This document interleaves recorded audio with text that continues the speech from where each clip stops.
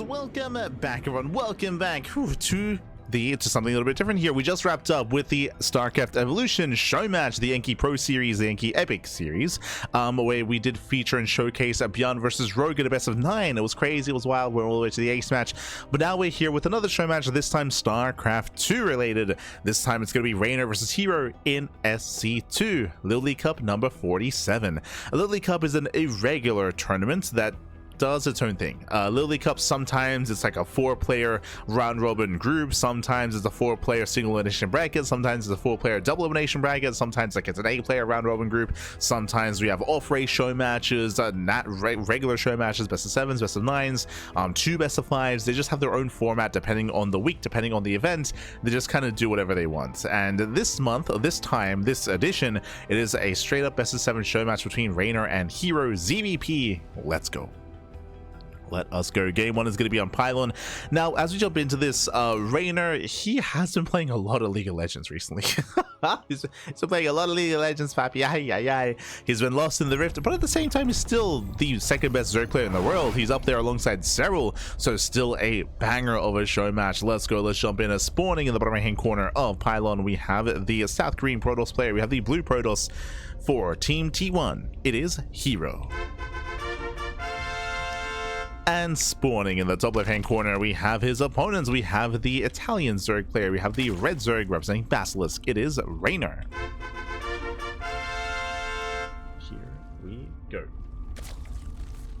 As we jump into our best of 7, and we'll see how Reynor has been adjusting over time. We did cover quite a bit of Reynor, if you recall, not too long ago in my assist of the game, where we got to see him showcased and featured against Clem of all players. Likewise, we've been seeing a lot of Reynor in the most recent Team League tournaments, in the Crank Gatherers Season 2 Team League match, where Reynor, he was playing a lot of 2v2s alongside Cyril. He was also playing a lot of ZVTs against Cure and against Clem, with mixed results, of course. With mixed results, he did play some ZvP against Mana, where he was able to be a little bit more dominant, but I will say that herO is a bit of a step up compared to Mana, and he's going to be quite a challenge here for Reynor. Let's go. Let's go. herO, he typically thrives in the mid game. He's a very aggressive player. herO, he is willing to slow things down and embrace the long macro game and get into Sky Toss, but that is specifically on larger maps.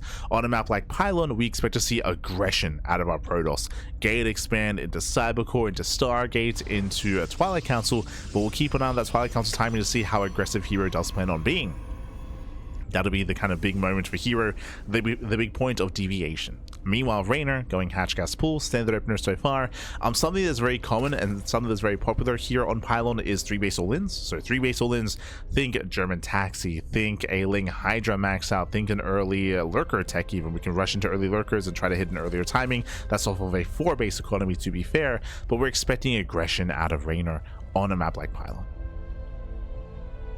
Is what we're expecting. So we'll keep an eye on him. But now we're joining, we're saturating, we're building up. Building up.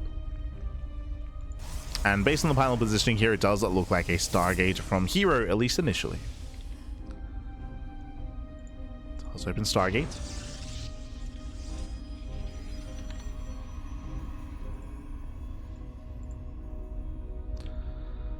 Likewise, Reynor should be soon taking his third base, joining up, saturating. We'll soon see Reynor's tech of choice, whether he goes into an Evo Chamber, Roach Warren, or Lair. So we'll see where he does spend his gas and what he takes into.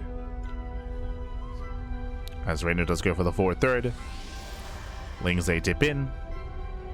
They shouldn't get much done here. It's on herO to micro back. Ooh, and he will lose one. Here, one probe goes down. Nice pick up here by Reynor. Nice start. Doesn't quite get the second. Second probe does survive. Meanwhile, Reynor gets a full scout. He confirms the Stargate, confirms the Oracle, is aware of the standard opener. Okay. But I'll say that's overall a better start here for Reynor, as he got a probe and that he otherwise shouldn't have. So got a probe kill. Adept moving in. We have 1 Adept so far for herO. He can't really threaten too much. We have 12 Lings on the way. This is designed to shut down the Adept and also to counterattack and to delay the third base of herO. We'll see if he can.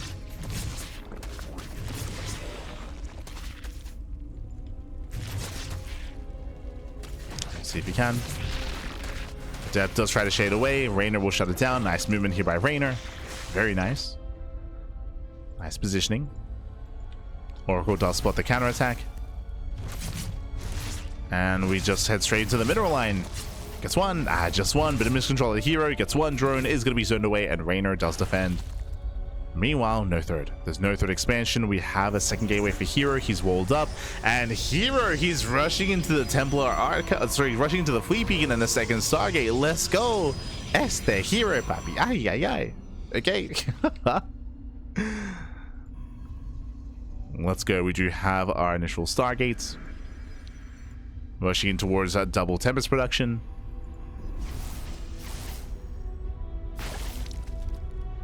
Reynor confirming there is no third.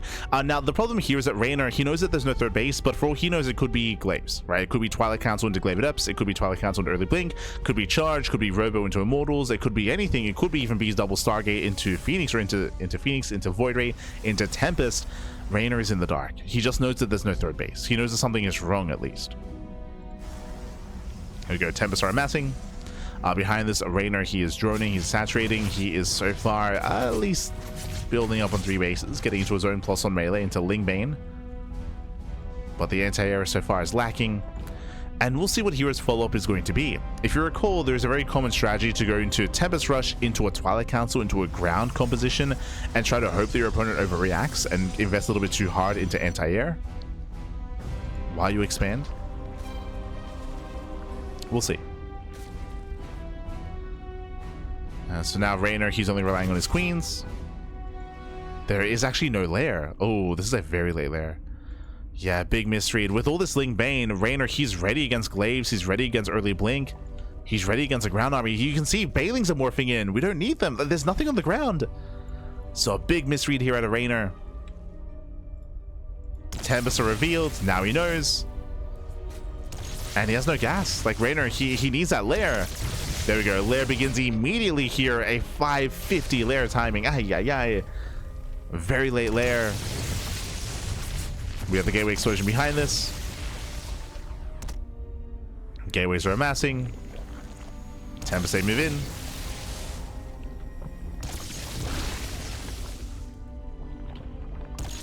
And again, this is the Lings. They can't really achieve much here. So far, 2 queens. Overlord's going down. Again, we have the gateways on the way. No Twilight Council, bear that in mind. So it's going to be a vanilla ground army. It's going to be very sentry based, most likely, which would be ideal without any Ravagers. We're warping in slow lots. More queens getting picked up. Again, the lair still is not done. Like there's nothing to be scared of for the Tempest. They just get free damage. Free damage, free hits. The Lings, they try to bust in, but there's a wall back at home. The Lings do nothing. And it's getting out of hand. It's getting out of hand here. Gets another queen. Down to 3. The Spire begins at 7 minutes. That's just brutal. Oh god. The base goes down.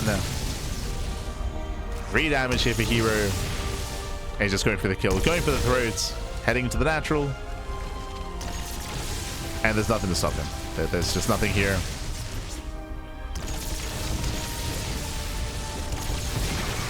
Spores are focused down. We just go for the natural. The Spire is halfway done. Oh god. Down goes the base. And now we just kill the main. We just kill every expansion. Every expansion will go down. And again, unfortunately, it was just a massive misread. It was just a massive misread here at Reynor, as he will lose everything.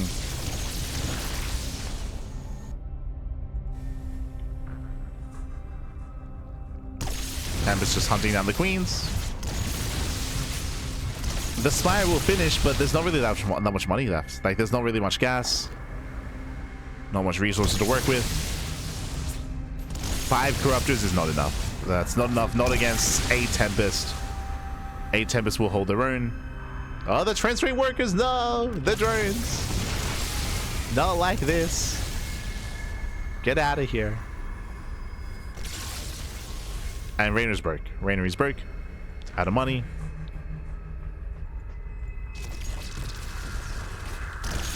We have 6 Corruptors. Let's go. And Reynor's coping. Oh no. I say he's smurging, Pat. He's smurging. Goes in, kills one Tempest. He gets one. GG gets called. And herO takes game number 1. GG. Whew. GG, well played. herO takes the lead in the series. Again, winding it back, unfortunately, Reynor just misread the game state. He saw the lack of third base, and based on what we saw, it looked clear to us that Reynor assumed it was either Glaive Adepts or it was a 2-base ground-based all-in. Think Glaive Adepts, think like maybe an Immortal push, think early charge. That's why he was going for the Baneliness as well. So Reynor, he was terrified about early gateway aggression, when we knew, Reynor didn't, that it was 2-base Tempest. Double Stargate Mass Tempest. Because of that, the lair was insanely late. It was almost a 6-minute lair timing. It was brutal. It was a 550 lair timing, 7-minute Spire. It was insanely delayed. That's why there was no answer to the Tempest. That's why the Tempest just A-moved in. They just A-moved across the map. GG. GG, well played. herO does take the first game, and now we're jumping into game number 2. Let's go. Jumping into game 2. Here we go. As we load into Incorporeal. And spawning in the bottom right hand corner of Incorporeal, we have the South Korean Protoss player. We have the blue Protoss leading the series 1-0. It is herO. And spawning in the top left hand corner, we have his opponent. We have the red Zerg player, the red Zerg player himself, representing Basilisk. It is Reynor. Here we go.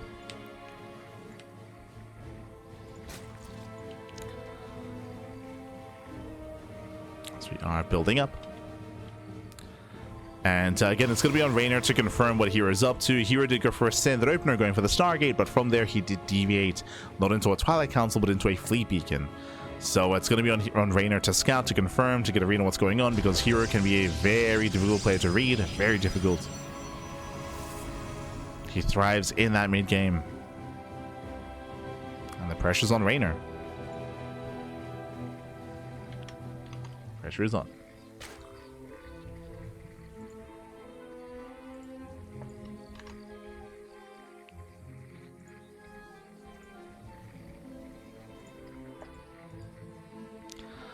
So now we are setting up. We have our hatch gas pool out of Reynor. Everything's looking normal so far. Welcome to Incorporeal. Incorporeal is one of the larger maps in the map pool. Larger map, relatively defendable on 4 bases. And this goes back to what we spoke about in game 1. If you remember, we spoke about how herO, he is willing to back up, turtle up, and go into Skytoss on these more defensive maps. I'm thinking of Tokamak, I'm thinking of Maganatha, and I'm thinking of Incorporeal. So we could see herO take a very different approach instead and be more defensive. Go into a standard opener, turtle up back at home, and build up on 4 bases. That's what I'm leaning towards. Here he does head across the map. Interesting. You have my attention. He will hide his probe in the top right-hand corner. Okay, let's go. What are we hiding exactly? Cyber core is almost done. Show us the pylon. So we're waiting for the proxy. We're expecting it. Reynor, he's droning, he's saturating. Show us that pylon.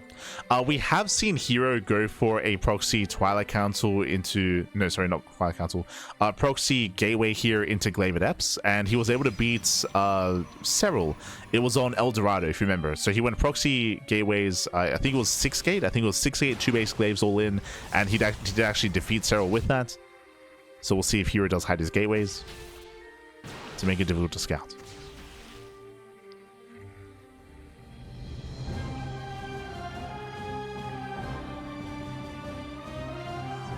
I think that was in Masters Coliseum, if I recall correctly.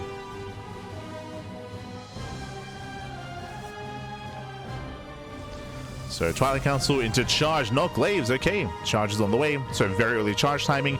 Now, this is designed to kill a player that's greedy and that skips roaches. If Reynor, last game, what did you see? He went Ling into Baneling to be defensive. He did not go roaches, and stylistically, Reynor, he does not enjoy roach play. He doesn't enjoy roach play. It's not his style. So this is a way to punish that. If Reynor skips roaches, if he skips Banelings as well, then he may just topple over and die. And here come the proxy. So how many gates? We have 6. Jesus. Oh, did I say 6? Getting up to 7 gates. So 2-base all in, 2-base all in, 7 gateways. Let's go. We can afford up to 8, I believe. Yep, there we go. So 8 gate, 2 base all in out of herO. He can warp in across the map directly. And Reynor, he does pull into gas. So he pulls back in. He has link speed on the way at least. And what does he go for? What tech does he go for? If he goes for an Evo chamber, then I'm going to be concerned. Roach Warren. Okay. Does go for the Roach Warren. That will help. But does he make roaches? That's also the question. Because here come those charge lots, and if he drones, then he may just die. Prism moves out. Ooh, faking the Prism. Okay, I do like this out of herO. Does move out the War Prism. Faking Adepts, if not Dark Templar. Spores are on the way. And here come the Zealots. Yeah, we can see Reynor's out of position. The Roach Warren's not done. Yeah, it's still not done. Too little, too late. No Roach Warren. It's just now finishing up. 2 queens go down instantly, and there's nothing to defend. Roach Warren just now finished. Zealots bust in. Queens going down. No transfuse. Lings, they do get us around, but still just a better trade for herO. And the Zealots win. Yeah, the Zealots, they come out on top here in this trade. We have more Zealots coming in, and herO, he does it. He breaks Reynor, gets into the middle line, takes out all the queens. We have 9 roaches on the way, but it's too late. The damage has been done. Gets every single queen. Ay, ay, ay. And the 9 roaches, are they going to be enough? Oh, the queen survives. Oh my god. The queen lives. That's crazy. Okay. Reynor, he's holding. He's holding on. Nice crisis management. Reynor, he's surviving. The roaches, they barely pop out. And now Reynor can fight. Now he can fight. Now he can shut this down. Remember, herO, he was all in. He has no plan. He has no follow-up. He has no forge, no further tech. And looks like Reynor, with the power of the roaches, I was concerned they were too late, but Reynor, he may have lost all his queens. He retains his drones. The roaches made it. And with that, Reynor's holding. And he's holding on. Sure, there's like a force field available here. Should try to lock down the army. If Reynor gets surrounded, then he can still lose this fight. If he gets surrounded, nice kiting. Yeah, he kites away. Are there enough Zealots? He should clean up all the Lings. But again, not the best service area on those roaches. More Zealots are coming in. And there are 8 roaches left. Has to kite away. It's getting close. And he's gonna get surrounded. You have rough positioning here for Reynor. Very rough positioning here. The roaches are going down. More Zealots come in, and he still surrounds. No shot. herO, he resets the roach count. We're down to 3 roaches. Ay, ay, ay. Reynor, he was holding, Pat. He was holding. But he got surrounded. And herO with the mass Zealot. The mass charge lots. Now you have a Spine Crawler on the way. We're trying to fully wall off here at the natural. Lings to go for a counterattack. Third base does full.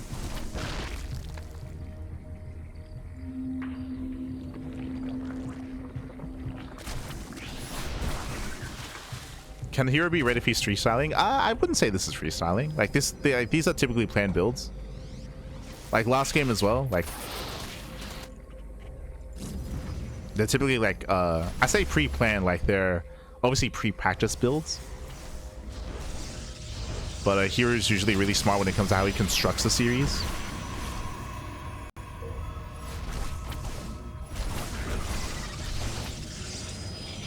I feel like freestyling implies he comes up with it on the spot, which is not the case.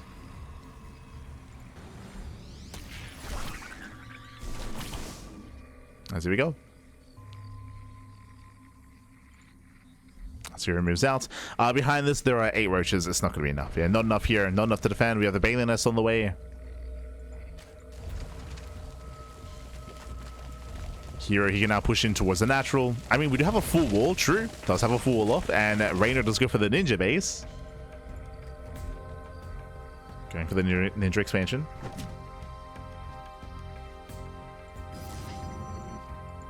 herO, he shocks around. Checks for the 3rd. He sees nothing. And he's going into Immortals behind this. Lings, they find the proxy. Our forces are under attack. Your hallucination scouts the Bailings. Is aware.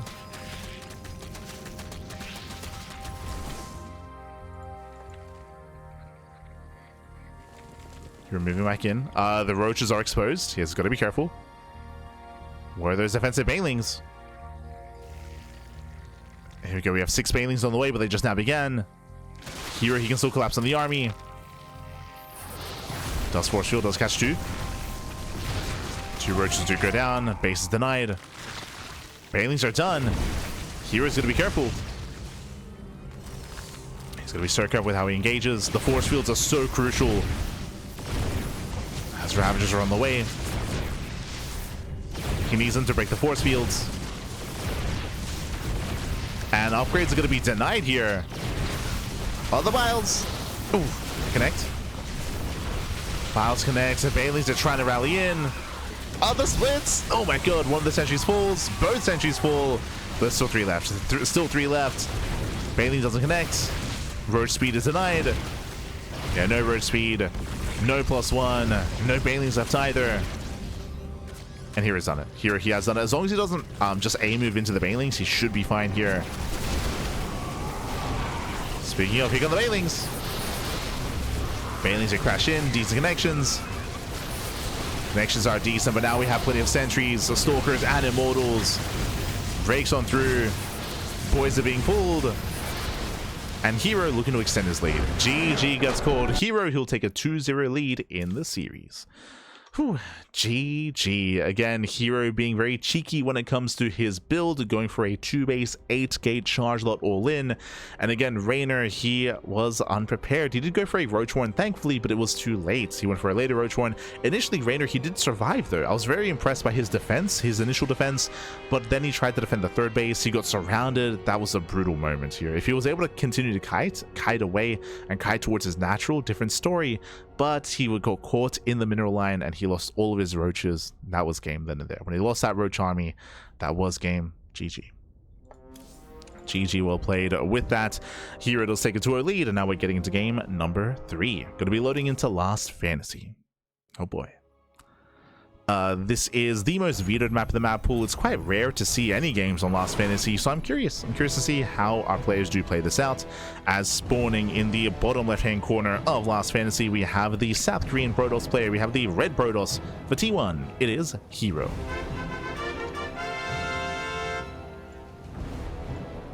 And spawning in the top side here of Last Fantasy, we have the Italian Zerg player. We have the blue Zerg for Basilisk. It is Reynor.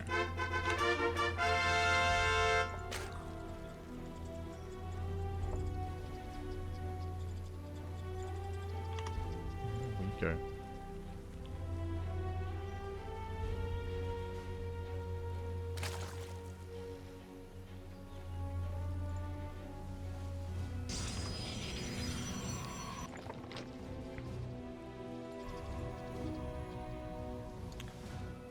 As we are settling into our next game. Oh boy. And welcome one all to Last Fantasy. Last Fantasy is a 3-player spawn map. You can spawn in top side, left side, and right side as well. So 3 possible spawn locations.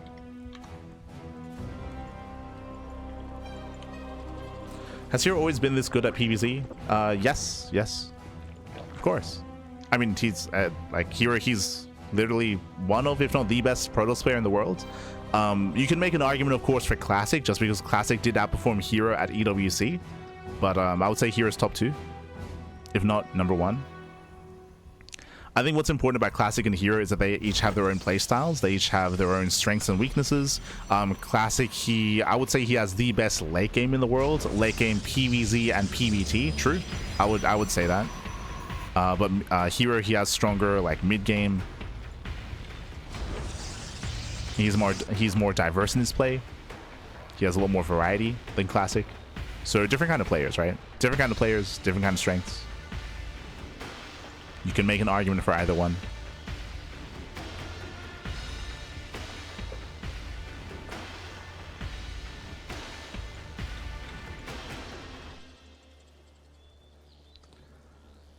So here it does move out. He moves out. He does find Reynor.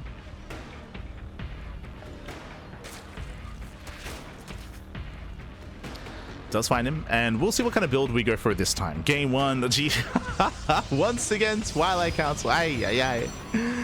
Does go for the Twilight Council. We're expecting Glaive Adepts, but we'll see if herO does go for something more devious here. Does go for something different. Show us what you got. Now, if you remember, if you're watching RSL Season 2 playoffs, you would know that Zaun did clown all over Reynor with Glaive Adepts. I think Zaun, he had 4 different Glaive Adept builds, and he won with every single one. Like, he did defeat Reynor in that tournament. That was, like, what, like 2 months ago at this point? 2 months ago, with non-stop Glaive Adepts. And we'll see if herO does take note of Zaun and do so as well. Show us what you got. So Twilight Council into Robo. Are we going into DTs instead? He does stay in gas, true. Stays in gas, Dark Shrine, so not Glaives. Again, if it's Glaive Adepts, you typically pull out. You pull out of gas if it's Glaives. Here we stayed in, so Dark Templar instead. We're going for a bit more of an old school DT drop. Now, this can do some damage, of course. We already have Spores on the way. It is standard to get Spores at around this timing. DTs, of course, they can harass, they can morph into Archons, they can deny vision, they can contain the Zerg player and gain map control. The downside, of course, is delayed at Twilight Council upgrades and delayed tech. We'll see if herO can actually take a third. We'll see.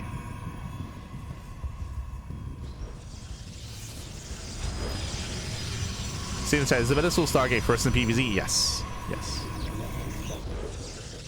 That's why I mentioned that herO's build here is very old school. Like going for a DT drop. It's like very, like, I don't know, what's in the meta block in like 2019, 2020? We'll see more frequently. It's been a while. So Prism moves out. Reynor, he does cut workers early himself, cutting workers at 36 very early on. Dark Templar warping in.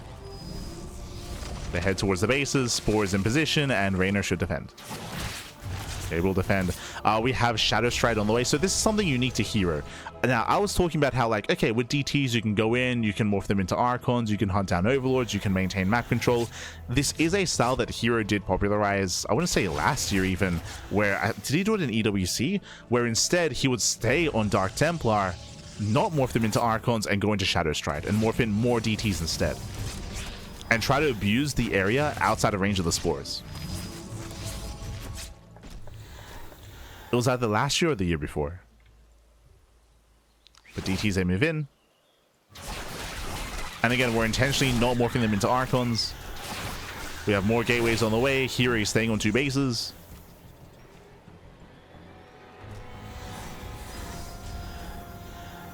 And it's just going mass DT. Just mass Dark Templar. And remember, there's no lair, right? Sorry, there is a lair, but there's no Overseer yet. DTs, they trade well. Oh, we'll lose 1. Yeah, 1 DT goes down. We'll lose 2. 2 Dark Templar fall. Ay, ay, ay. Oh, some expensive losses there for herO. That should not have happened. That should not have happened. Again, to make this work, you have to retain your DT count, your DT army. You have to retain it and build it up. So really rough moment there for herO. And Reynor's holding. Reynor, he's holding on. Shadow Stride is revealed. Overseer is out. And Reynor's droning. So this is a really rough start here for herO. He had potential. He did have potential.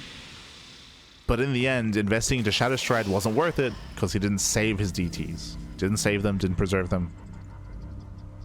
Now we have the Spire on the way. The reason why Mutaplay and Spire is a common response to this is because there are no Blink Stalkers, right? There are no Blink Stalkers. There's no Stargate either, so there's no Phoenix response. So the anti-air for herO is very limited. It's very limited. Which is why I don't think herO is going into a macro game, right? It's like we have all these gateways. We have charge. herO, he should be pushing soon. And there is a chance that herO might break out before Mutas hit the field. That's going to be the... Forge there. Gets a Forge, indicative of +1. That means it's going for a later push, a later timing.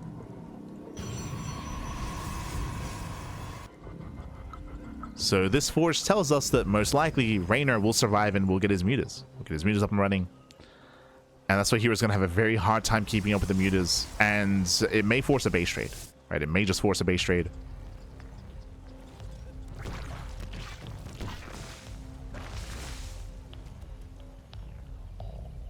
Okay, hero's pushing, thankfully. What was the forge for?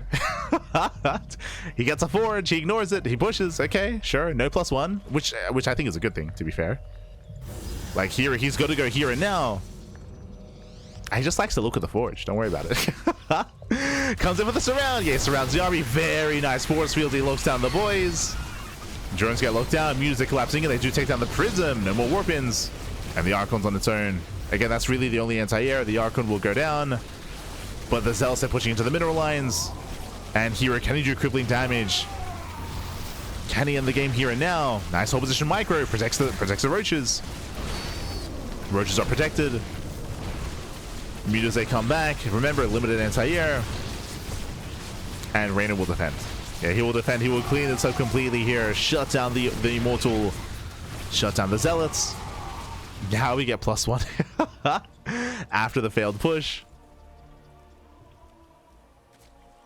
And Reynor now can embrace all these mutas. And again, we spoke about it. Why mutas are such a common response to Archon drops because of this game state. Because what is the anti-air? Well, we're getting into Blink. Blink is halfway done, but without Blink, mutas, they can freely move in. That's a lot of Stalkers warping into the third, though. Okay, let's go to Stalkers. He does defend, does protect. And Reynor, he's not making any more mutas. He's done with mutas. We're switching into roaches. Does Reynor have a good enough... Oh, no spore! Oh my god. Yeah, no spore in position. Very nice damage. Getting 4 drone kills, getting 5 drones. 5 drones go down. Hero pulls away. We're still getting very shaky here. Now the Stalkers, they will trade well against the mutas, but remember, we're switching into Mass Roach instead. We will need to go back into Immortal production here. I mean, Mass Blink Stalker can still trade well. Like here, he doesn't back up. Like he is hyper aggressive. He just refuses to turn around. Does refuse. Blink is done in 2 seconds.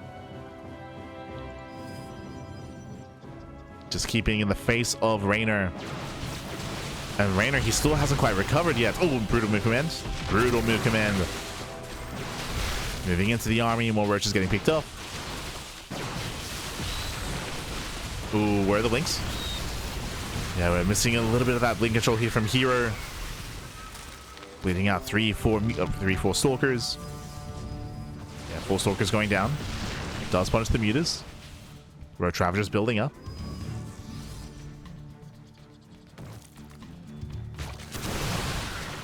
Zero rotates. She's how +1 armor is good against muta. +1 armor is good against lings, and I guess mutas. But it's mainly important against lings here, as lings are usually the hard counter to Stalkers, or one of the counters. So it means they're a little bit tankier against the ling attacks. Ooh, Plaza connecting.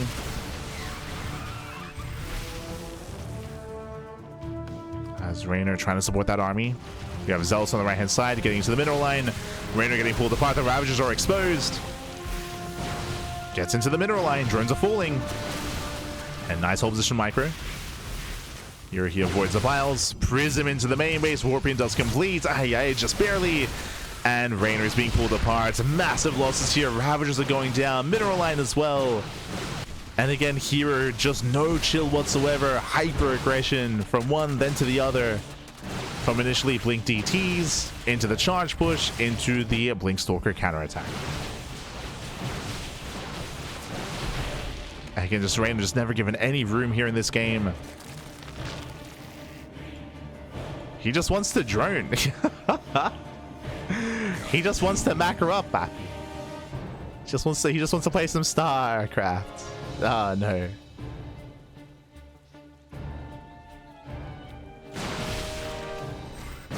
Ran against supply blocked.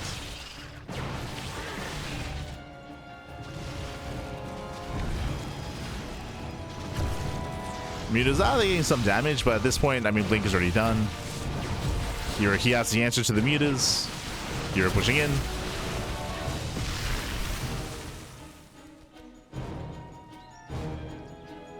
And Reynor is struggling.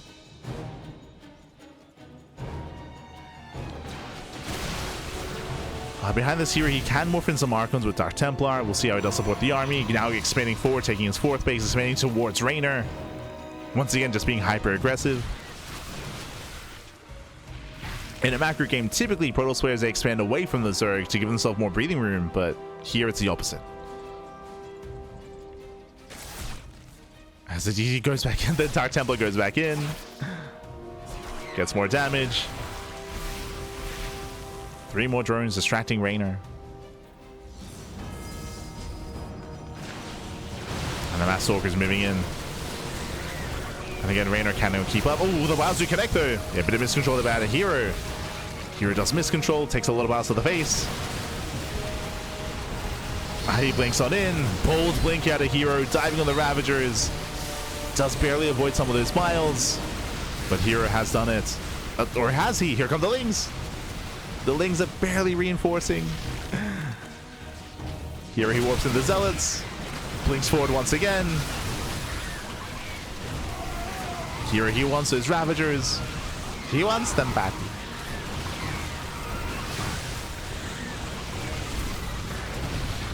He does want them. Again, it's still very close. No prism control here, so the Immortal barely survives. Oh my god. The Immortal lives a little bit longer. Here he takes the fight. Oh. As the Immortal finally goes down, but hey, he takes down the expansion.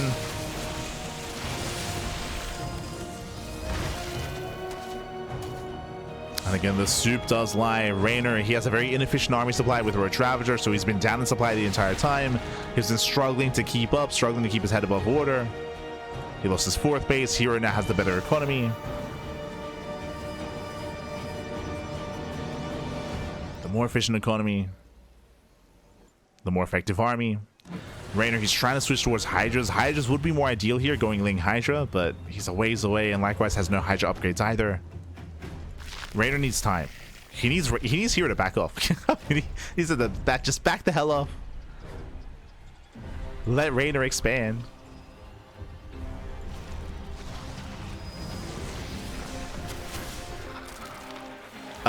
Once again, no Overseer here. The DTs, they just keep getting more damage. 3, 4 more drones. Bailings, they waddle in. Oh, decent connections. 8 probes. Oh, and what's scary here, we spoke about it earlier, how Reynor, he was working with a very inefficient army supply, so the fact that he was up in supply didn't really mean anything. Here, herO takes the supply lead for the first time in a long time, showing just how far ahead he is. Now he's just going for the kill, going for the throat. Getting on top of the Hydras. Sentry's moving in for force fields, locking the army down. Biles, they do connect, they shut down the prism. No more reinforcements, no more warpins. Warpins are delayed. Ling counterattack into the mineral line. But this main army cannot be stopped. Here, he has his death ball. Links into the natural. Once again, force fields, they delay the main army. I'm just trying to move in. Force fields, they lock him down. Here comes a blink from herO. And again, not the cleanest fight out of herO, but it's fine. It's fine, back. Dives on forward. Oof. Does take some bounce to the face. Like, once again, the finesse isn't quite there for herO, but it's fine. Like, it's... like, he's far enough ahead where he can make mistakes. He can get messy. The boys are being pulled. You have another Immortal rallying in.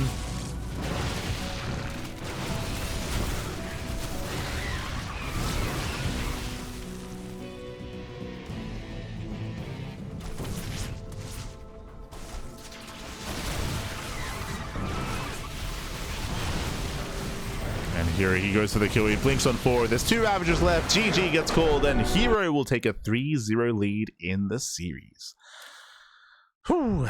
GG. A very, very strong start to the series here for herO. Very dominant performance so far, and every game has gone for something more aggressive and different as well, which is what's most impressive. We did see herO going to the 8k charge all-in previously. We saw him going into the Tempest Rush in game 1. We saw him go for the 8k charge 2-base all-in in game number 2. Here in game 3, we saw him go DTs into Shadow Stride, into Mass Gateways on 2 bases. The DTs were a little bit lackluster, if you recall. I would say that was a better start for Reynor, and then Reynor went Mutas, but the Mutas they didn't really get much damage because herO was going straight into Blink, straight into Mass Stalker in the follow-up. He also thankfully did push pre-+1. Remember, herO, he got the Forge, but he didn't actually get the upgrade. He did push earlier to trade with his opponent, with his Chargeless, with his Immortals, got into the mineral lines, was able to scout the mutas to give himself time to react with Stalkers. And again, herO, he barely backed up, like he barely gave Reynor any breathing room in that last game, just non-stop aggression out of herO. GG. GG, well played. Now we're loading into Persephone. Oh boy, loading into game number 4. herO, he is 1 game away from claiming the series. Remember, it's a best of 7, first to 4. The first of 4 will win the series. Pressure is on.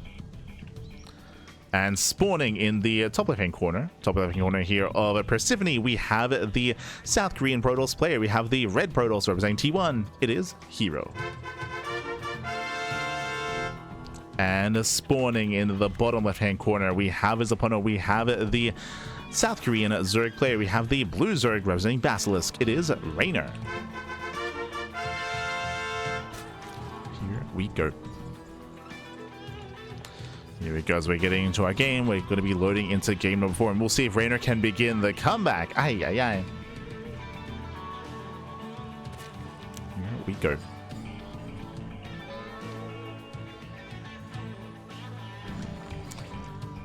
He's been on for a while now. He's still playing in main League of Legends for a while. I would say be careful with that in the chats. If you've been watching Reynor as of late, you'll know that he is in form. If you watched him during the Crank Team League, and if you watched him during my assistant game as well, like Reynor, he is looking quite good. Obviously, he's not like EWC level play right now because he isn't playing as much StarCraft. He is playing more League of Legends, but by no means does that make him a bad player. Again, if you're watching him recently, he still does look very impressive in his play. If you watched him against Clem, if you watched him against, in my assistant game, against Serral as well. I think a lot of people, they see a player perform poorly in a series or in a tournament, and they just assume that they're playing badly. When really, it's important to take note that herO has not played standard at all. Like, I would favor Reynor in a standard game against herO. But we have not seen a single standard game. It's all been, again, that's why I tried to emphasize, and maybe there are people that aren't watching the games, but game 1, we had a 2-port Fleet Beacon and a Mass Tempest. Game 2, we had a 2-base 8-gate all-in. Game 3, we had, again, DTs into Blink DTs, into non-stop hyper-aggression. I bring that up just to emphasize that these are not standard games. And that even Serral does struggle against the unorthodox of herO at times as well. So we got some cope in the chat. Oh no. True. As from here, we're settling in. Hatch gas full. Can't remember last time I saw Reynor winning. That confirms what I said. It means you haven't been watching StarCraft. Oh no. He beat Serral recently. What do you mean?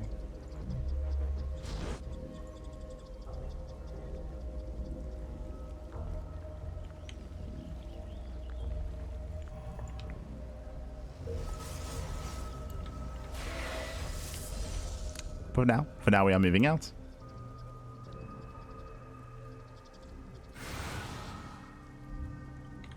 Didn't see that one. My assist of the game.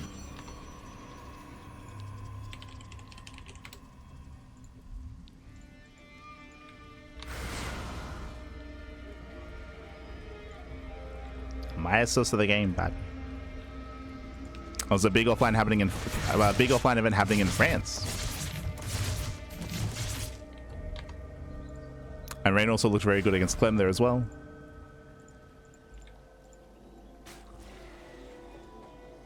So yeah, we got a Redditor in the chat. Oh no. As from here, we do see herO poke in. He does go for extra gateway, so this is a 3-gate response. This is to warp in extra depths than usual, to be more aggressive than usual here in the early game as well. This is not an all-in, but we have an extra gateway here for more warp-ins. So we do have a more assertive setup here from herO before he expands. And here come those extra warp-ins. So here he's banking up those depths, getting ready for the move out. If Reynor drones up too hard, then he will be caught with his pants down, and it'll be a really brutal moment here for Reynor. He needs to recognize he needs to make lings. Thankfully, he's poking out.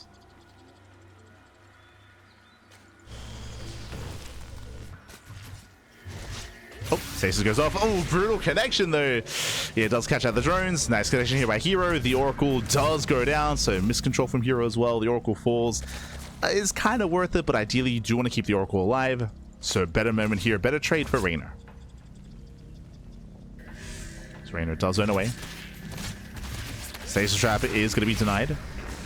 Here come the extra depths. Remember, as you did mention, a third gateway, delayed third base from herO. This needs to get damage done. Here they come. Now remember, these are vanilla adepts, and the goal here is to catch Reynor droning. But Reynor, he has 15 lings. He has some defense.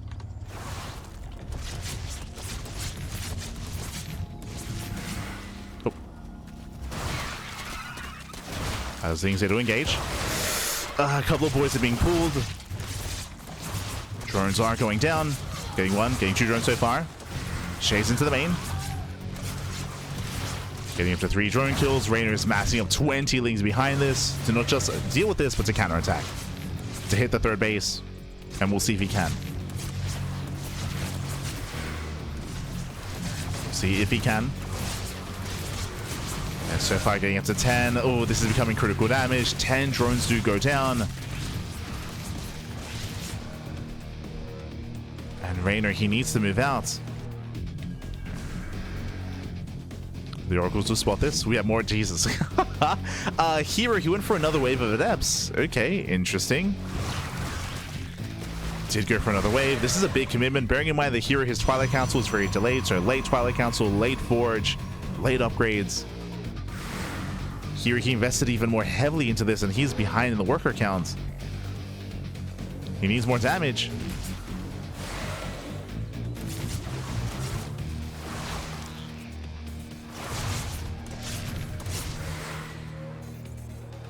Let's take guys on the 4th base.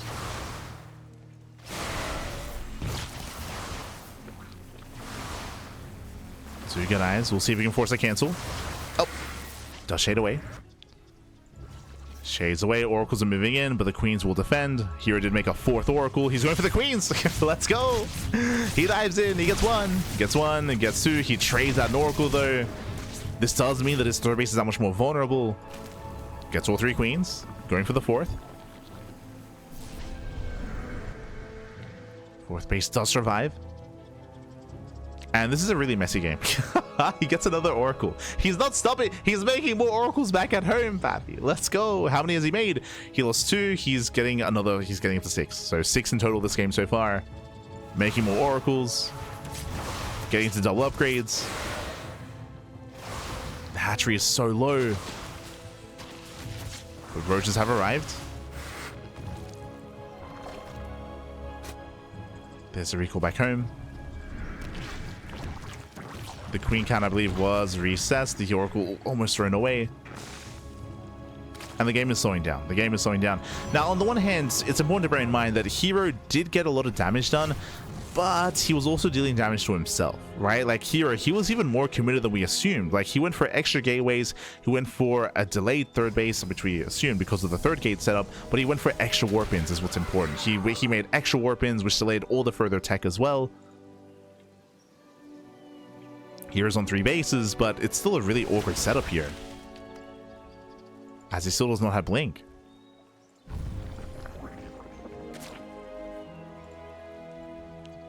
So he did lose another oracle. Another oracle was thrown away.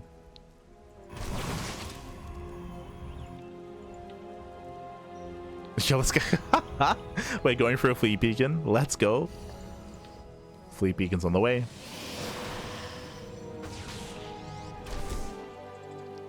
I haven't seen Reynor winning either. Just opened the stream. True, true. Washed, Pappy. Kappa.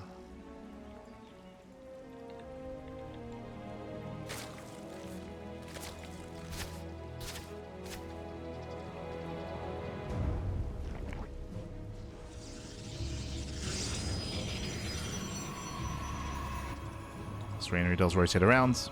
He's committing here. He's going to be cutting workers at 76. That is just under 4 base saturation. And he's pushing. And behind this is no splash damage. Like, again, like as we mentioned, like herO's tech has been so disrupted this game that he's just being outscaled. Yo, we got the slow lots though.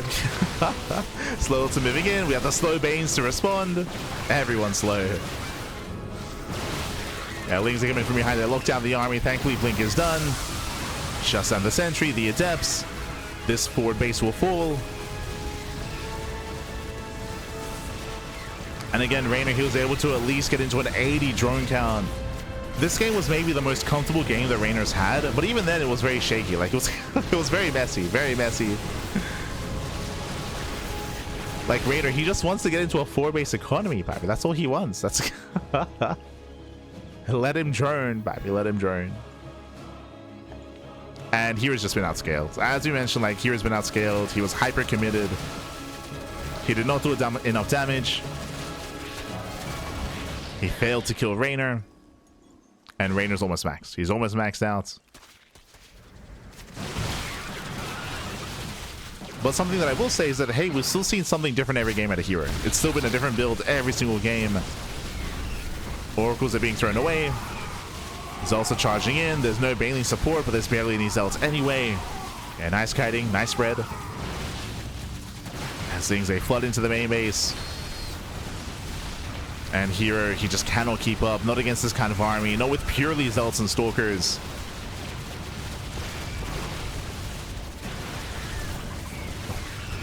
As things, they get into the main. They get into the main base.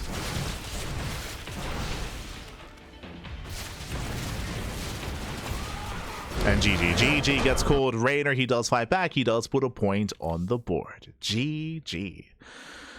Whew, GG, well played. Again, I was surprised myself by just how committed he was on that initial opener. I assumed it was just, oh, okay, just 3 gateways, warp in like 9 adepts, and just move out across the map, do some damage, and then just get a third. But he just kept warping in adepts. Like, he just kept going.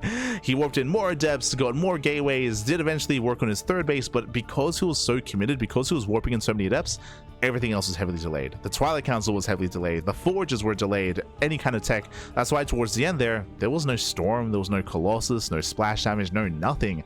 Not even charge as well. Like, his army, the quality of the army was just so low, because he was so committed, because he was so all in. GG, well played. Whew. And with that, Reynor, who's finally able to stabilize, finally able to drone up to 80 towards the end, able to embrace a more macro game. GG. And now we're getting into game number 5. Let's go. We're getting into game 5, and the question becomes, what haven't we seen yet from herO? Because again, herO's done an aggressive and also different build every game so far. Gone for a different build, of course aggression, but in different ways. What do we go for this time? As spawning in the bottom left-hand corner of Tokamak, we have the South Korean Protoss player. We have the Red Protoss representing T1, leading the series 3-1. Still 1 game away from claiming the series. It is herO. And spawning in the top right-hand corner, we have the Italian Zerg player. We have the blue Zerg for Basilisk. It is Reynor. And again, herO, I was putting it lightly, saying he's been aggressive, and we've seen different aggressive builds every game. He's gone for different cheese every game, basically. Like, just hyper cheesy, hyper aggression out of the herO the entire series. What do you have for us this time? What's it gonna be, Pappy? What's it gonna be? Likewise, Reynor, are we going to go for safer builds, right? It's like earlier Roach Warrens, later saturation of the third base. We are loading into Tokamak. Now, if herO were to play standard, this would be the best map for it, right? The best map to just calm down, Stargate into +1 and Blink Stalkers, into a third base, into a fourth base, and macroing up into Skytoss. This map is ideal for that kind of play. And if there were a map where I would favor herO against Reynor on macro-wise, like this would be it. So we'll see if he does calm down and go for something more macro-oriented, or if he commits into another hyper-aggressive build, which has been the case every game of this series. Let's go.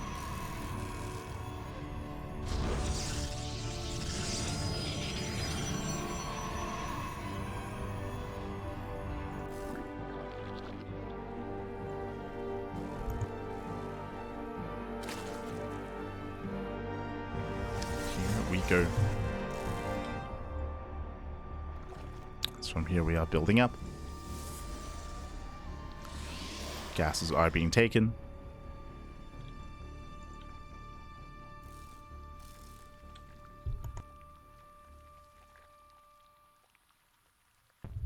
And soon we'll get eyes on the pylon location. We'll get eyes on the tech. Oh. Hold up. Okay. Interesting setup here. Stargate in the main base. Second pylon was thrown down here on the low ground. Getting a much faster Stargate is what I will say. Much faster than normal. Usually you get the Stargate after the second gateway, right? Like you get your first gateway, you get your second gateway to wall up, to have some kind of defense here. So hyper early Stargate and Oracle here from herO. Ling gets in. Oh, does he scout? He does. Yeah, he does scout. Whew, he does confirm the Stargate's already done. Stargate's already complete. Now we have the gateway on the way. Reynor is aware and he's getting in position.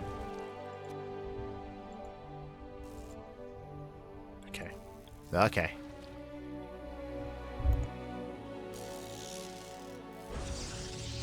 Oh, right. Of course. Sorry. My apologies. Like, the first pylon was in the main.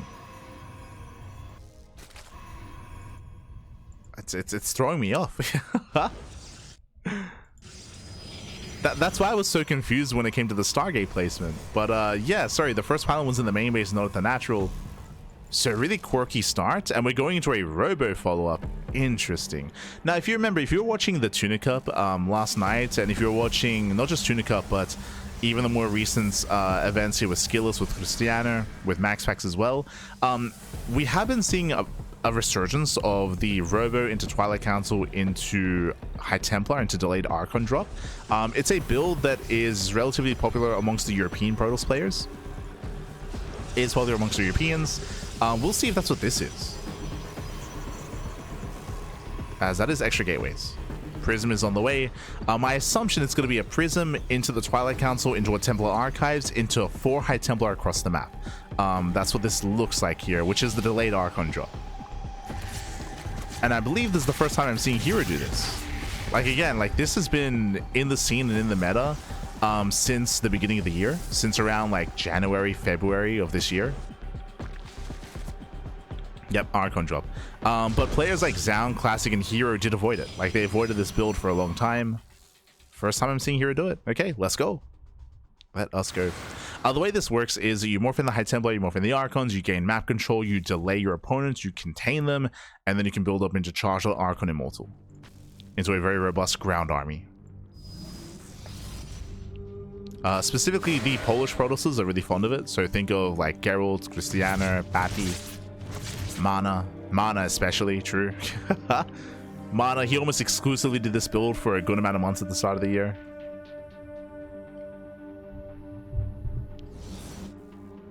Este Mana. But this is I would say the most standard build that hero's gone for this entire series. Let's go.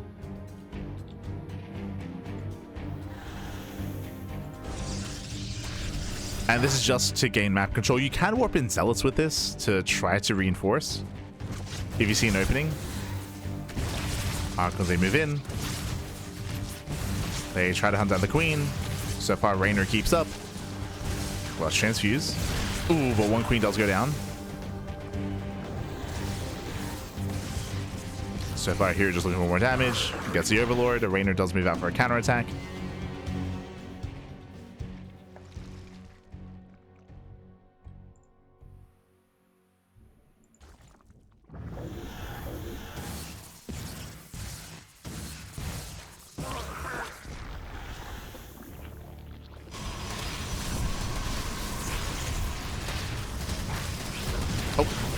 Things they move in, they get another 4, 5, 6 probes. Oh, this is getting out of hand. Yeah, nice thing run by. Gets 8 probes. 8 probes go down at the same time. Archon drop into the main base. Prism does pull away. Does pull back. The Archons are on their own, but there's barely anything to defend. And can they get on top of the drones? Okay, he's crazy. The Prism goes in. Can he save the Archons? He can. Just barely. Picks up, pulls away. Prism does escape. Very impressive here by herO. as he saves the Archons and the War Prism. And he pulls out. Pulls out. The harassment continues. Dropping into the third. Just working with those shields. Oh! Does pick up just in time. Pulls away. 9 drones in the third. Jesus. Brutal damage. And so far, this Archon drop has paid for itself. More than paid for itself. It's been a solid start. Back at home, we spoke about it. He's building up his Archons, his Immortals, his Charge Lots. He's building up this robust death ball of an army.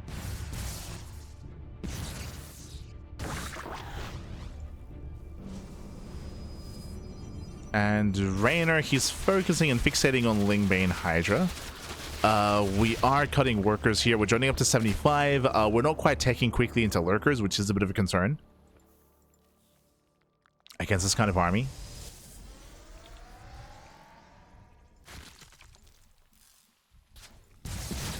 Oh. But again, a big part of that is just because of the low economy for Reynor. Now he's joining up a little bit. But I'm worried about the storm timing. Okay, Reynor now he's taking up. He's thinking about his hive, he's thinking about his lurkers. We'll see if he can get there. There's going to be a window in time where Reynor is vulnerable before he gets his lurkers out. Oh no! Does get the Prism. Nice catch. Prism goes down, and I assume that herO was going to be pushing with Storm. He is not. herO throws down the Fleet Beacon. We did mention at the very beginning of the game for a reason. Hey, Tokamak is known for longer macro games. It's easy to defend on 4 bases. If there were a game for a herO to build up and get into Sky Toss and go into late game, it would be on Tokamak, and now we're seeing it here. Fleet Beacon into Sky Toss. Or potentially just into the Mothership. There's only 1 Stargate, true. So this might not be a Sky Toss switch yet. Here he breaks up his army. Going for a split push. Very risky. Does deny an expansion. Still has those storms.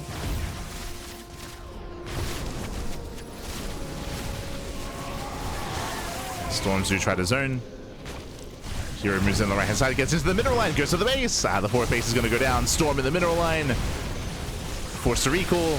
We lose both High Templar. But does get the expansion. Oof. That will slow Reynor down.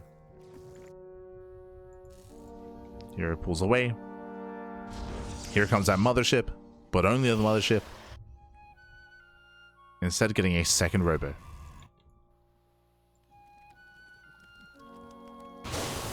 Second robo's on the way.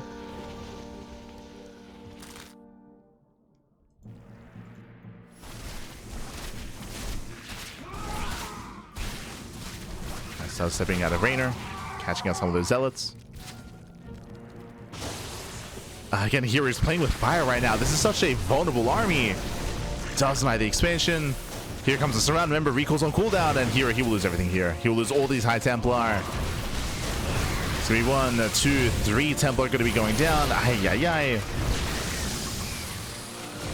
Brutal losses. At the same time, herO going for another run by. The base is not yet done. And I believe recall is still on cooldown, by the way. He's committing. He's got that 1 storm. Storm does that. He's got 2 more storms. Oof, the storms are connecting. Oh god, oh god. Again, the storms are brutal here. He's got 1 more storm. Doesn't quite land this time. Reynor, he will clean this army up. This is an expensive trade for herO. Did get the expansion. He denied both 4th bases, but he traded so much supply for it. He lost what? He lost 2 Immortals, lost 3 High Templar. herO's been trading. He's been very messy. He's been very messy in his trades. Expensive losses for herO, but he does have the better economy. True. He's got the better economy. So here he can afford some of these bad trades. Just to make sure that Reynor can't expand. So they try to engage.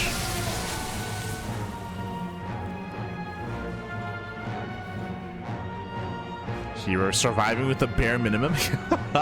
Like again, like this army is just so frail. He's got 3 Immortals, 5 High Templar, 1 Tempest. But he's holding on.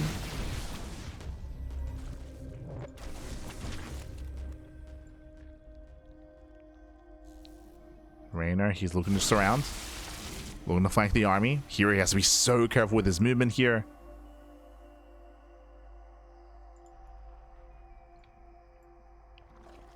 He has to babysit this army and not get caught out. He's slowly building up his Tempest count. Yo, Mothership is coming in. Here it comes. True, true. There is a recall. I was thinking about the base recalls, but there is the Mothership recall as well. Oh no! Speaking of the Mothership, gets caught. Barely pulls away. He wants storms on the mailings. There's still, what, 2 storms left? At least 2 more. Once again, turns away. Lings are coming from behind. Bailey's it will connect. They do. Yeah, double go down. And here he will lose this army. He will lose this army. Massive loss here. This is what we did mention, that here he had to be so careful. We spoke about how frail this army was. And here will lose everything.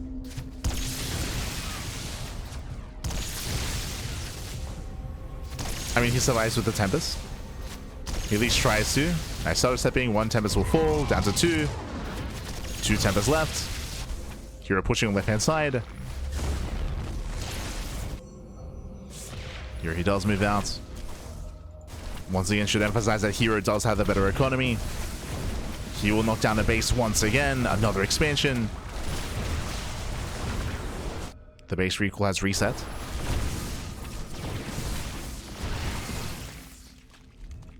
Reynor likewise also struggling to max out as well. He never got into lurkers. He has a greater spire. The tech is a little bit all over the place here. He's got a greater spire. He's got a an ultra cavern on the way. Never got a lurker den.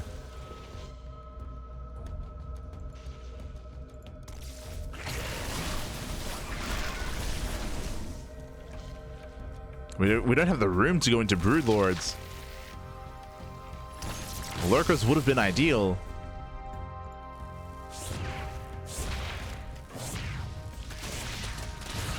I had to double check there if I was blind. It's like, no, yeah, he has no lurker then. Nice run by though. Very nice run by. 14 probes.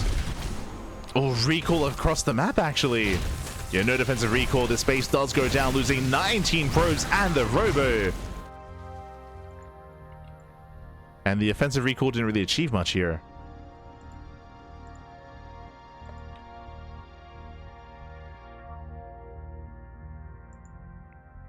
So nice pick up by Reynor, but Hero's maxed. He's maxed out with what exactly? 3 Tempest, 7. He has a heavy immortal count. 7 immortals. We can see Reynor's trying to go into Microbial Shroud. It's ambitious. The Ultras don't have upgrades. The Ultras have +1 carapace. Yeah, the Ultras are going to be a non-factor. Banling's decent connections. They crash into High Templar. They crash into the Zealots. Another Ling run by. Hero's out of position. Mothership is coming in. Nice cloak. Mothership does defend. Hero pushing back in.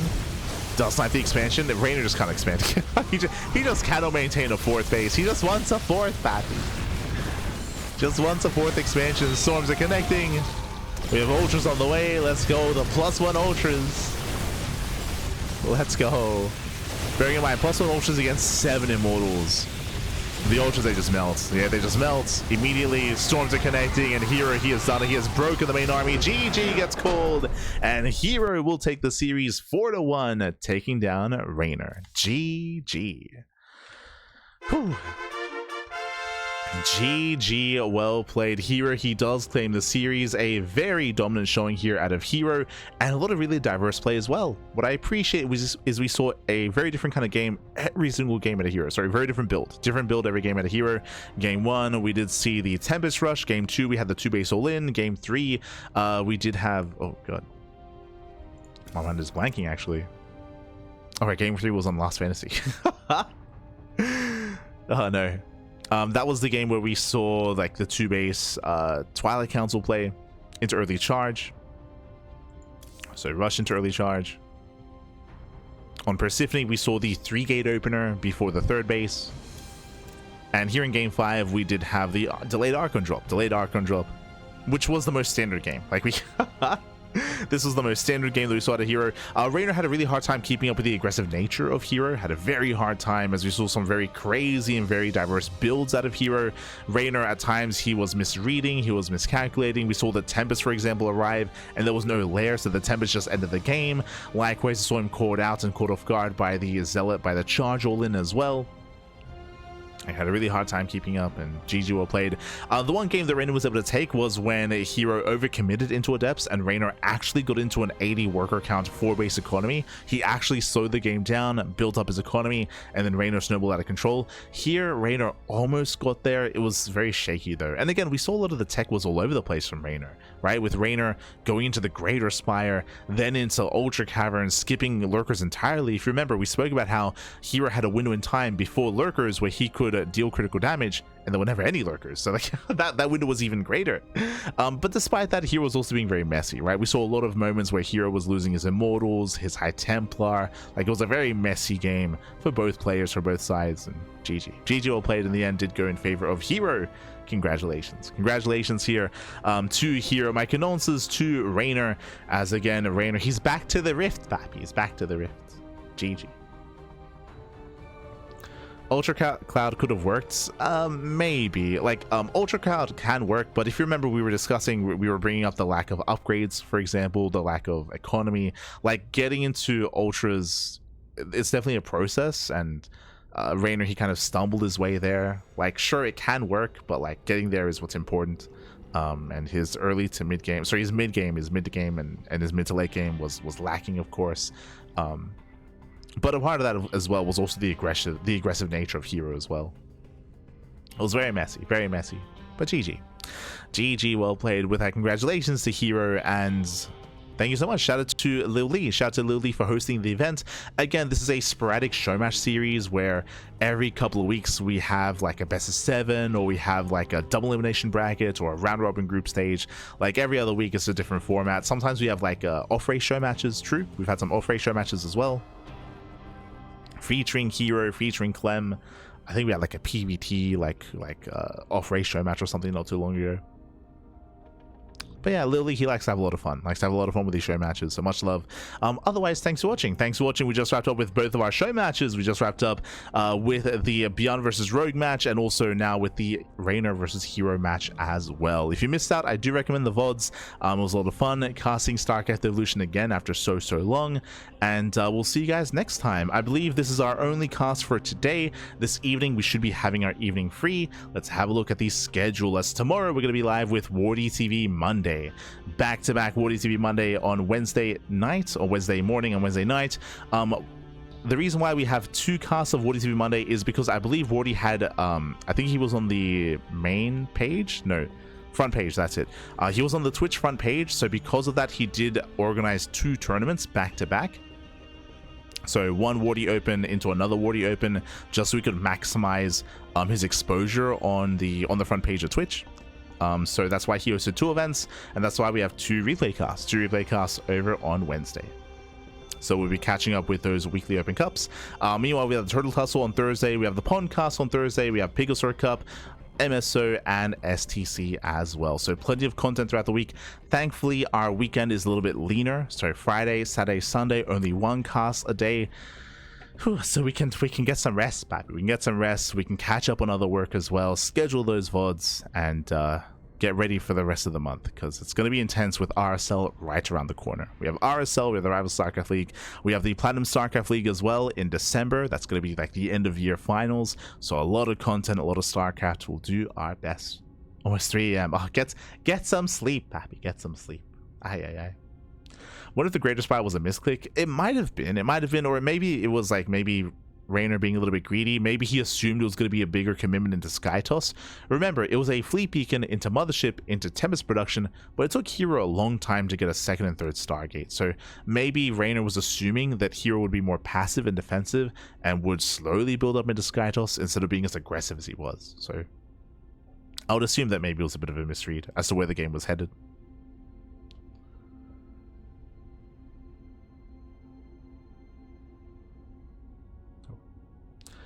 But with that, GG. With that, GG, well played. With that, thanks so much for watching. Thanks so much for tuning in. And we'll see you guys tomorrow for the Voidy TV Mondays. Otherwise, I might be live later on today. I'm going to go get some rest and get some food, get some breakfast. But I'm probably going to be live later on this evening with a ladder stream. With ladder stream, I haven't laddered in a month. It's been like 26 days, 27 days. It's been a long time. I just haven't had any time because of all the casting that we've been doing. But I will have a cheeky ladder stream and maybe stream some other games as well, just to unwind, just to decompress. Otherwise, thanks for watching. Thanks for watching. If you enjoyed the cast, if you want some more StarCraft, then ! Socials in the chat. You can follow us on YouTube. We have YouTube. We of course have Twitter, Facebook, Instagram, YouTube, and Discord. All things CranKy Ducklings. We upload on YouTube on a daily basis, so all the VODs are all on YouTube, and all the content is all streamed on YouTube as well. So it's all there available to you. If you see something that you enjoy here, and if you can't watch it live, if you're like, yo, wait, what? Beyond versus Rogue in a best of 9? I tuned in late. Well, check out the VODs. Check out the VODs. It was an amazing best of 9 series. Did go the distance. Won't say more than that, but it was a lot of fun. A lot of fun. Do check it out. Do check it out, Pappy. Likewise, you know, our weekly tournaments as well, other show matches, team league matches, all over the place, all on YouTube.